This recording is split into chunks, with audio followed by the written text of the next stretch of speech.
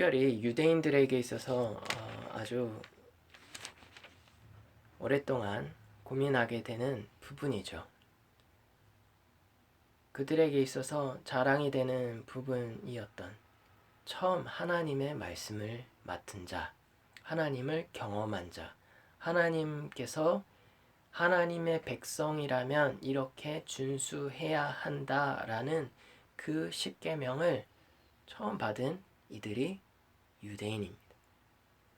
믿음으로 예수 그리스도를 구주로 믿으면서 믿음으로 구원을 받을 수 있고 예수님을 통하여서 완전히 의롭다 함을 얻게 된 바,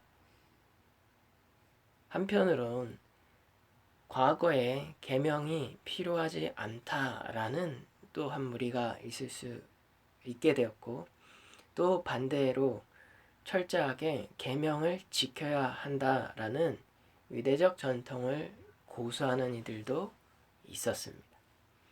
그래서 바울은 이야기하는 바가 무엇이냐? 율법이 그 자체가 과연 악한 것이냐라는 질문이었습니다. 사실 율법은 하나님께서 주신 것입니다. 하나님의 말씀입니다. 귀하고 선하고 완전합니다.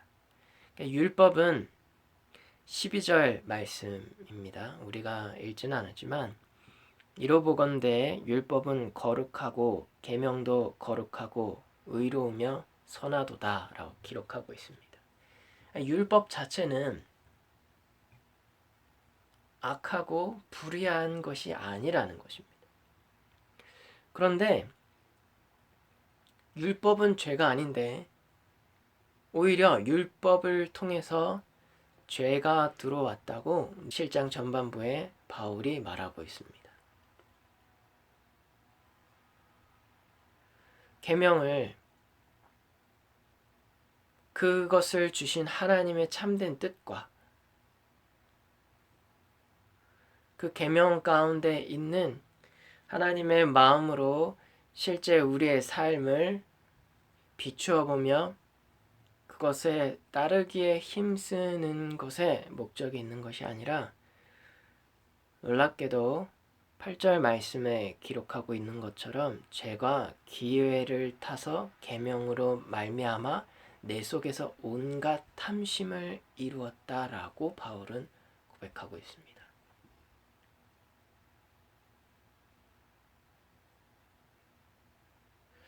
계명이 있기 전에 사람들이 불의한 일들을 많이 행하였을까요?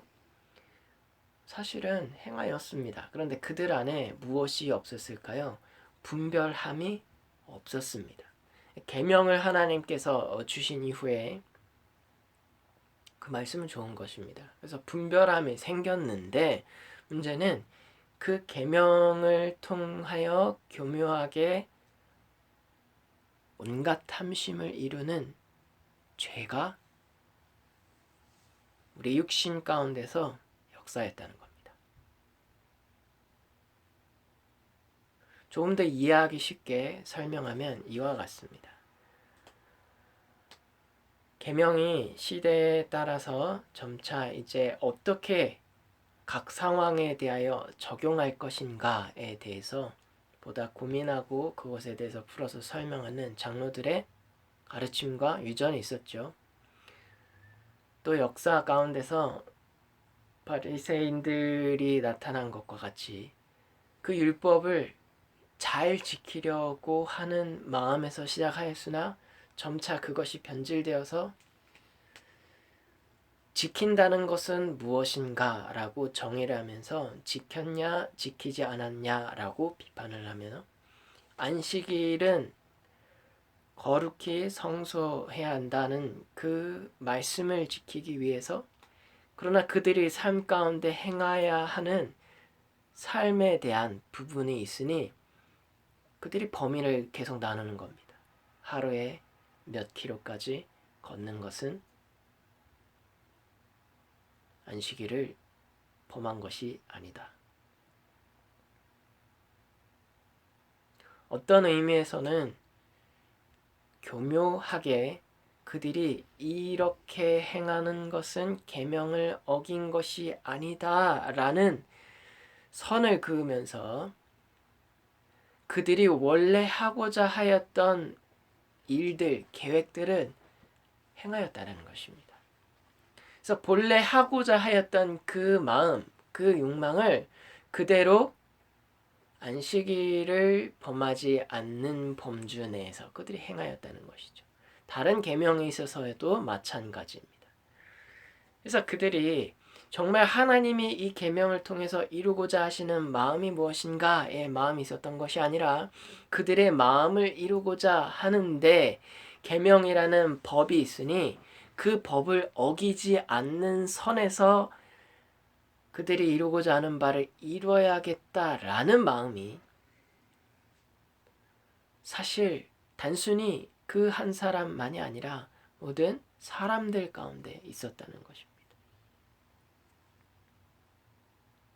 그래서 결과적으로는 10절 말씀처럼 생명에 이르게 할 그 계명이 내게 대하여 도리어 사망에 이르게 하는 것이 되었도다라고 바울은 말하고 있습니다. 그래서 이 모든 말씀들을 보면 마치 계명이 부정적인 것인가라는 생각을 하게 됩니다. 그런데 곰곰이 생각해 보아야 할 것이 있습니다. 계명은 하나님께서 주신 것입니다.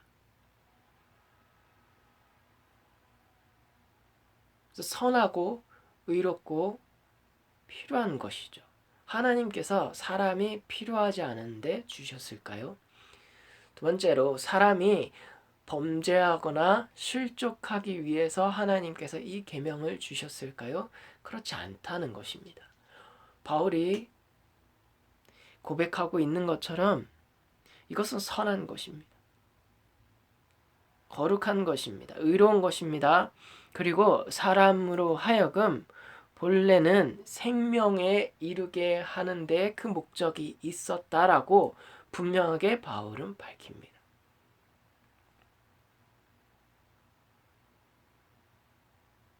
그런데 어떻게 이와 같은 일들이 있을 수 있는가?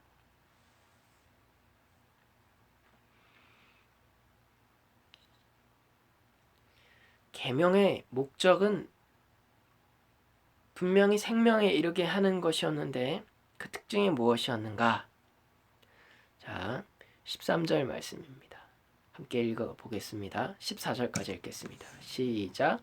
그런즉 선한 것이 내게 사망이 되었느냐? 그럴 수 없느니라.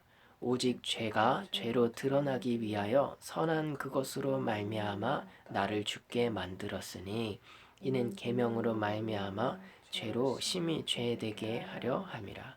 우리가 율법은 신령한 줄 알거니와 나는 육신에 속하여 죄 아래 팔렸도다. 아멘.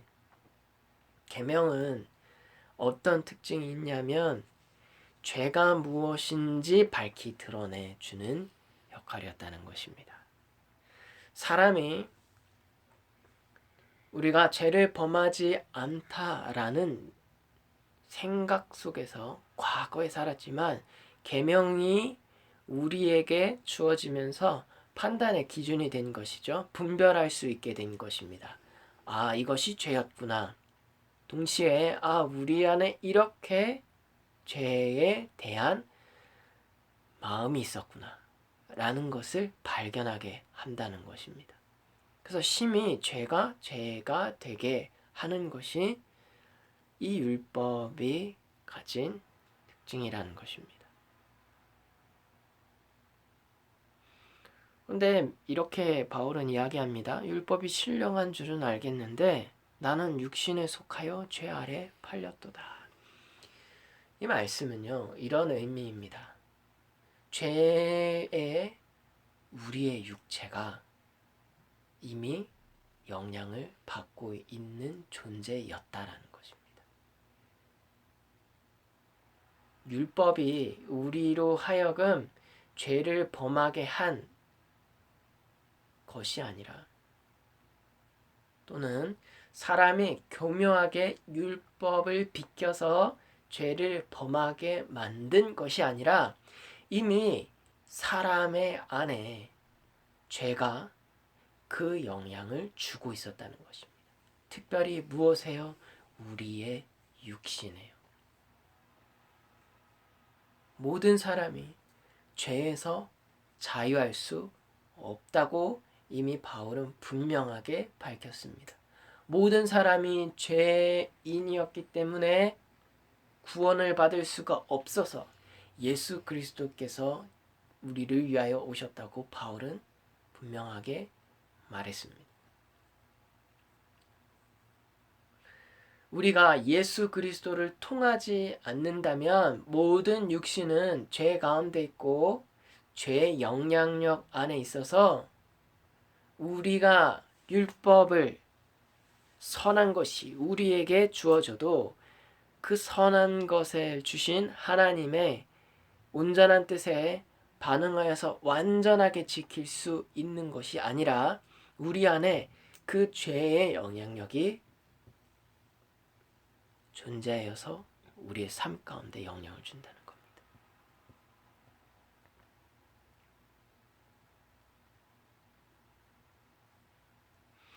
그렇기에 바울이 15절과 같이 말합니다. 내가 행하는 것을 내가 알지 못하노니 곧 내가 원하는 것은 행하지 아니하고 도리어 미워하는 것을 행함이라.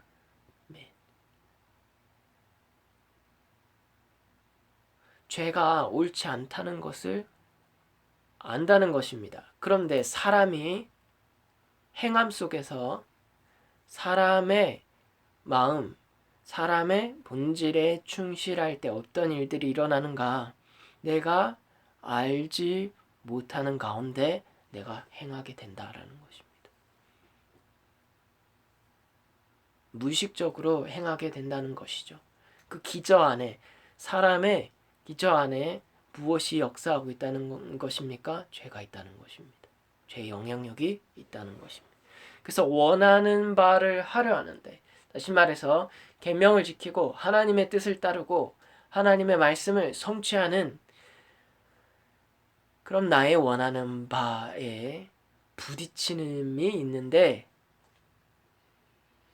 이 생에 대한 고민과 이 생에 대한 자랑과 나의 기대와 나의 욕망과 나의 추구하는 바 다양한 부분들이 있겠죠. 이름을 드러내는 것, 성공하는 것, 흔히 사람들이 말하는 잘 되는 것, 다양한 부분들이 있을 것 같습니다. 그것이 인간이라는 그 육신을 이끌어간다는 겁니다. 그래서 결과적으로 미워하는 하나님 미워하고 사람이 죄라고 하는 사람도 미워하는 그것을 행하는 것이죠. 추구하는 것입니다. 많은 이유와 적절한 율법을 비껴서 행하는 방법으로요. 우회해서 그런 일들을 행하는 것이죠. 근데 바울이 오랜 시간 고민하여서 그것을 관찰해 보니 그것이 무엇이었는가? 17절 이제는 그것을 행하는 자가 내가 아니요 내 속에 거하는 죄니라. 무엇 때문에 그와 같은 일들이 생긴다는 것입니까? 무엇 때문에 그와 같은 내 안에 갈등이 있는 것입니까? 무엇 때문에 내 안에서 전쟁과 같이 일어날까요? 무엇이 나의 무의식적으로 그와 같은 행동들과 말을 하게 하는 것입니까? 바울은 그것이 죄 때문이라고 정확하게 정의하고 있습니다.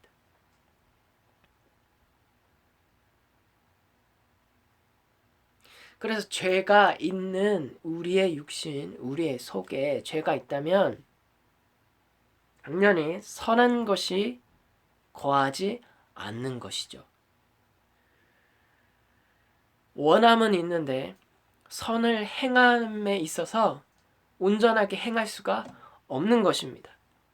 그것이 18절 말씀입니다. 내 속, 곧 내 육신에 선한 것이 거하지 아니하는 줄 아노니 원함은 내게 있으나 선을 행하는 것은 없노라. 내가 원하는 바 선은 행하지 아니하고 도리어 원하지 아니하는 바 악을 행하는도다. 무엇이 내가 원하는 하나님 앞에서 합당한 선을 행하게 하는 것이 아니라 악을 행하게 하는 것입니까? 물론 이것은 객관적으로 볼 때 이 얘기입니다.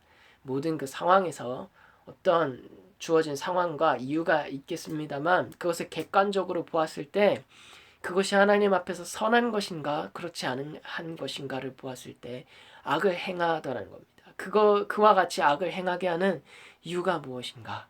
아, 내 안에 죄구나라는 것입니다.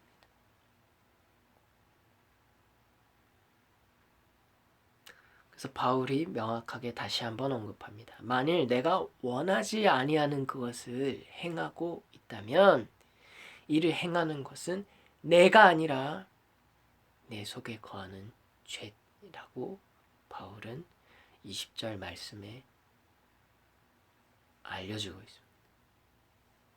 분명하게 그리고 단호한 목소리로 이것이 죄로 인한 것이라고 말하고 있습니다. 그래서 바울이 깨달은 바가 있는데 선을 행하기 원하는 나에게 악이 함께 있는 아이러니한 상황을 인간의 성찰로서 자신을 보았을 때 깨달았다는 것입니다. 정말 나의 한 속사람은 하나님을 경외하고 하나님의 법을 즐거워하는데 내 안에 있는 또 다른 그것, 죄라고 표현하는 그 죄의 법이 사로잡아서 내 마음의 법과 싸워 죄를 추구하게 하는 것이죠. 그래서 나의 내면은 어떤 상태입니까? 두 가지가 작용을 하니 갈등과 고통이 있는 것입니다. 그래서 24절 말씀입니다. 오라 나는 곤고한 사람이로다. 이 사망의 몸에서 누가 나를 건져내랴. 아멘. 그래서 두 가지의 요소가 모두 작용할 때 우리의 내면 가운데 두 가지 요소가 작용할 때 참 자유함이 있습니까? 참 평안함이 있습니까? 온전한 하나님의 기쁨과 평안을 누립니까? 그렇지 않다라는 겁니다. 두 법이 상충되어서 안에서 고통이 되는 것입니다. 유혹을 이기지 못하고 욕망을 이기지 못하여서 하나님을 추구하는 마음과 동시에 나의 마음, 나의 기대, 나를 충족하는 그것을 추구하는 것 상충되어서 우리 안에 역사한다는 것입니다. 육신을 가진 모든 사람은 누구도 예외일 수 없이 곤고한 이 상태를 경험하는 것입니다.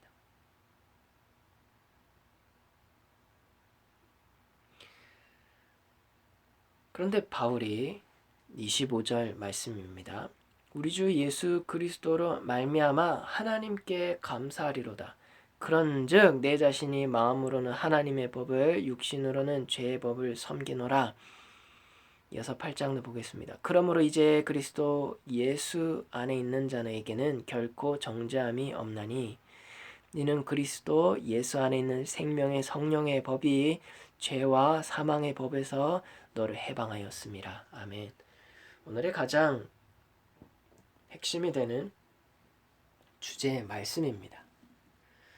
25절부터 8장 1절, 2절 말씀을 보면 이 마음의 갈등, 곤고한 우리의 내면, 두 가지의 마음에 상충되어진 이 충돌 속에서 우리를 정말 자유케 할 수 있는 이가 누구라고 바울은 이야기합니까? 예수 그리스도라고 말합니다. 예수님 때문에 생명의 성령의 법이 우리 가운데 역사하여서 죄와 사망의 법에서 우리를 해방시킨다는 것입니다.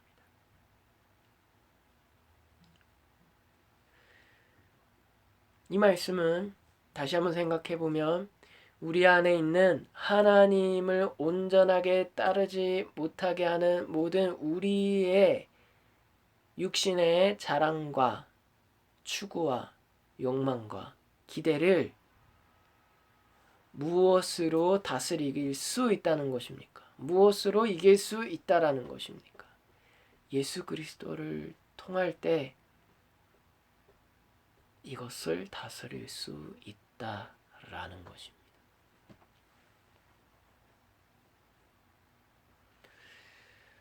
패션 성경에서는 이 25절 말씀에 대하여서 어떻게 설명을 하고 있느냐 하면 특별히 하반절 말씀이죠. 내 자신이 마음으로는 하나님의 법을 육신으로 죄의 법을 섬기노라 이렇게 되어 있는데요.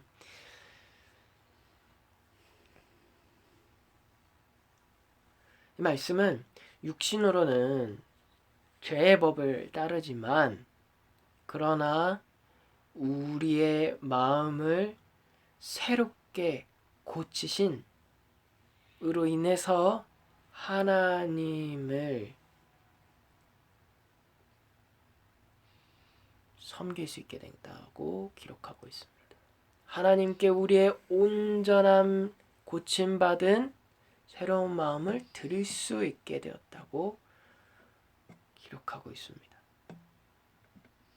그래서 하나님의 의로우신 그 원리를 어떻게 할 수 있다는 것입니까? 따를 수 있게 되었다는 것입니다.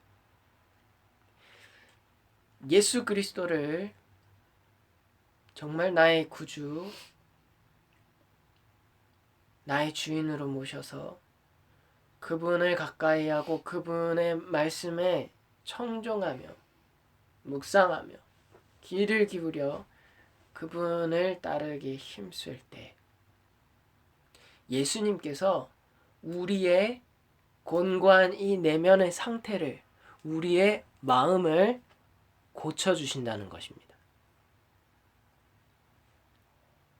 우리의 마음을 온전케 하여 주신다는 것입니다. 우리의 마음이 온전케 되어주니 어떤 일들이 있을까요? 죄가 더 이상 영향을 발휘할 수 없게 되는 것입니다. 죄가 우리의 삶 가운데 영향력을 주지 못하니 죄를 추구하는 육신, 그 육신의 법을 따른 육신이 하나님을 따르고자 하는 선한 마음, 우리의 본연의 하나님께 따르기를 원하는 그 마음에 순복하여서 온전히 하나님을 따를 수 있게 된 것입니다. 더 이상의 죄의 갈등이,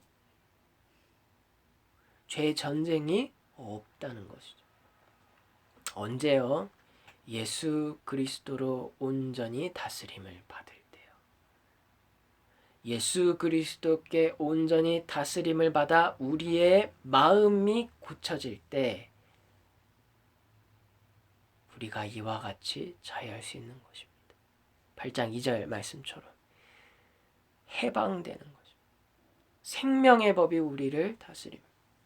더 이상 죄로 인해서 고민하고 갈등하고 우리 육신의 추구함으로 인하여서 고통받지 않을 수 있다는 것입니다. 우리의 마음이 나뉘거나 우리의 마음이 둘로 구분된 채 충돌하지 않을 수 있게 된다는 것입니다.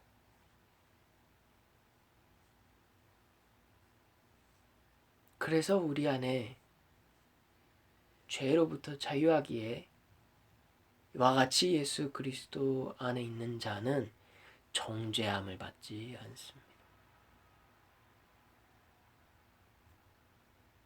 이것은 매우 중요한 의미입니다. 우리의 허물, 우리의 죄에 대해서 끊임없이 잠수하는 이가 누구입니까? 사단입니다.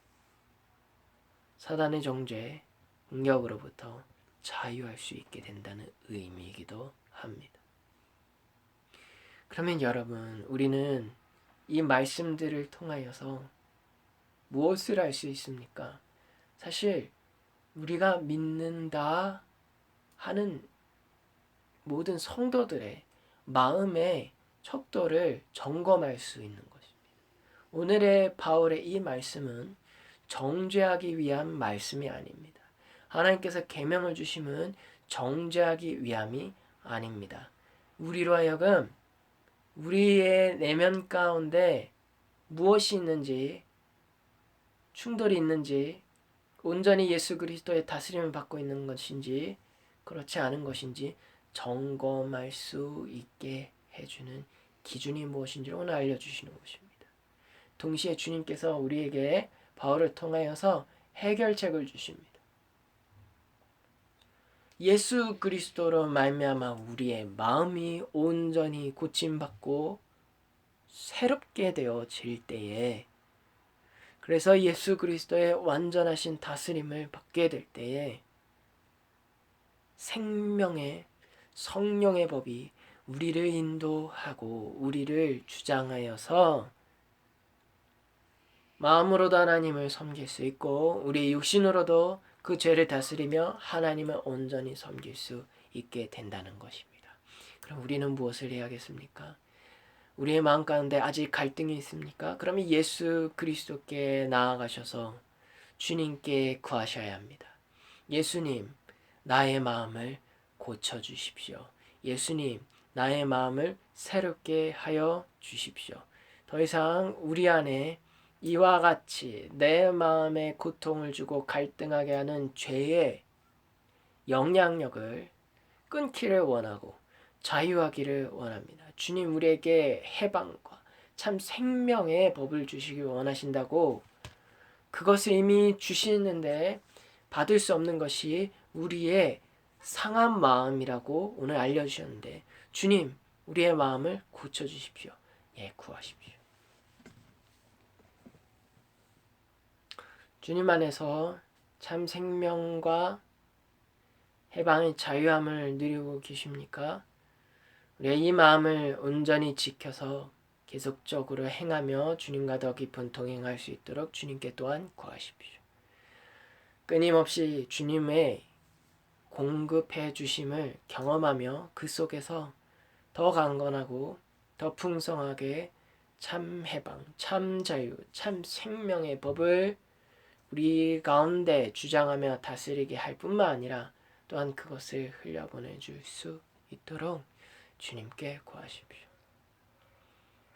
이미자연자에겐 주님께서 더 큰 자유를 부어주십니다. 그리고 온전히 우리의 육신과 우리의 모든 그 영역들을 주님의 마음으로 다스릴 수 있게 하실 것입니다. 사랑하는 여러분, 주님께서 이 말씀을 주심은 정죄하기 위함이 아닙니다. 주님께서 우리에게 이 말씀을 주심은 자유하게 하기 위함입니다. 그래서 권면합니다. 오늘 우리에게 도전하신 것처럼 예수 그리스도께 나아가 예수 그리스도의 우리의 마음을 새롭게 하시고 고치심을 경험하십시오. 온전케 되심 속에서 참된 자유를 믿음으로 다 받으십시오. 주님이 자유케 하실 것입니다. 주님이 참 생명 가운데서 곤고한 우리의 인생을 참 평안과 자유의 주님의 품으로 주님과 동행하게 하실 것입니다. 믿음으로 다 받으시고 승리하시는, 온전케 된 마음을 소유하시는 여러분 되시기를 예수 그리스도의 이름으로 축원합니다. 함께 기도하시겠습니다.